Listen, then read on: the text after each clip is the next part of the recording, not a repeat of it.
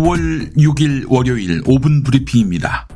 이원석 검찰총장이 김건희 씨의 명품백 수수 의혹에 대해 신속하고 철저한 수사를 지시했습니다. 총선에서 여권이 괴멸적으로 패한 시점에서 이런 지시가 나왔다는 점이 주목되는데요. 윤석열 대통령은 지난 2월 KBS 신년대담에서 이 사건을 몰카 정치 공작이라고 규정했지요. 그렇다면 윤 대통령 뜻을 거스르는 짓이라 하겠습니다. 그렇지 않아도 용산에서는 이원석 총장에 대한 평가가 매우 안 좋습니다. 물론 야당도 이번 지시가 민주당이 추진하는 김건희 특검법을 방해하려는 차원으로 봅니다. 자세한 내막 오늘 밤 김용민 브리핑에서 밝힙니다. 채수군 해병 사건 순직의 진실을 은폐하라고 외압을 가했다는 의혹을 수사 중인 고위공직자범죄수사처가 김계환 해병대 사령관을 불러 15시간 동안 조사했습니다. 그런데 또 부를 모양입니다. 질문지를 200쪽 정도 준비했는데 다 묻지 못했거든요. 김계환 사령관은 해병대 수사단장이 임성근 사단장을 핵심 책임자로 꼽는 것과 관련해 윤석열 대통령이 경로했다라는 말을 박정훈 수사단장에게 전했던 인물입니다.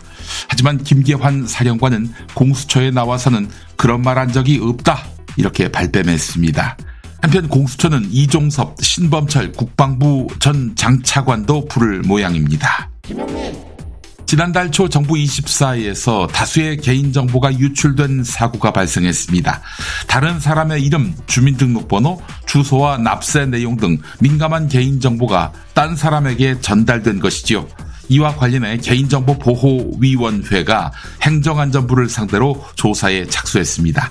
중앙행정기관을 상대로 개인정보위원회가 개인정보 유출 여부를 조사한 사례는 많지 않지만 중대 사안이라 나선 것입니다. 게다가 오류가 드러난 시점이 4월 1일, 총선 9일 앞둔 시점이었습니다. 당시 행정안전부는 이를 숨겼는데요. 선거 지날 때까지 아무도 몰랐다가 이제야 드러난 것입니다. 올해 연구개발 즉 R&D 예산을 큰 폭으로 깎은 정부가 뒤늦게 과학기술계를 달래기 위해 장밋빛 투자와 지원책을 쏟아냈지만 이공계 학생들의 불안감은 좀처럼 가시지 않고 있습니다. 대학원생들은 여전히 경제적 어려움을 호소하고 학부생들은 그나마 있던 연구 참여 기회마저 줄었습니다.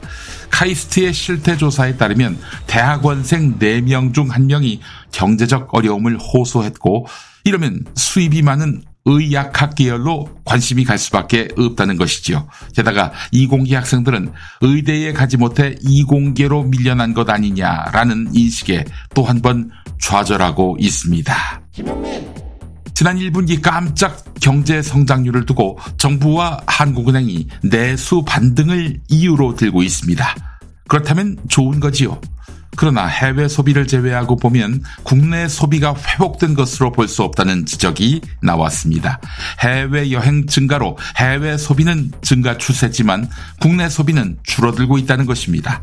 좌측 상단 그래프 보이시죠? 결과적으로 국내 자영업자나 소상공인들에게는 크게 도움이 되지 않았다는 뜻입니다. 2분기 이후로는 제조업 지표 등 다른 수치 전망이 밝지 않아 1분기의 성장세가 지속되기는 어려울 것으로 보입니다. 검은도 간첩단 사건 아십니까? 1976년 검은도 일대에서 고정 간첩 활동을 해왔다는 혐의로 좌측에 나온 명단에 적힌 분들이 중앙정보부에 의해 억울하고 잔인하게 고통당했습니다. 무기 7년 등의 징역을 선고받았고 자녀들 또한 피해를 입었습니다. 이분들을 고정간첩이라고 주장한 사람은 난파간첩 김용균인데 그의 입이 유일한 수사의 근거였습니다.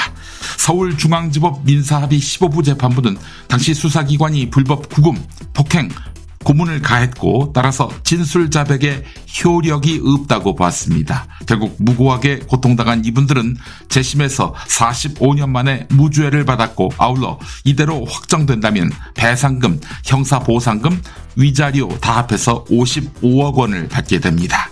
5분 브리핑이었습니다.